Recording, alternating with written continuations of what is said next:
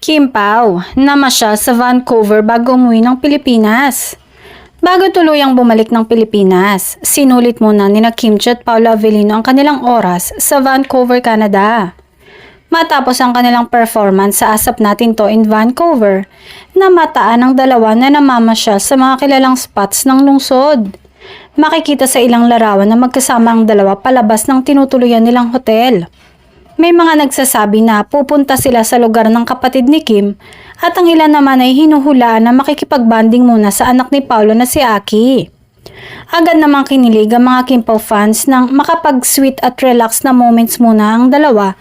Bago umuwi ng Pinas ay sumabak muli sa sunod-sunod na taping ng kanilang bagong serye na The Alibay. Marami ang nagsabing bagay na bagay lalo na ang mga kababayan na nasa Canada na ang ilan ay first time na makita on the spot ang dalawa.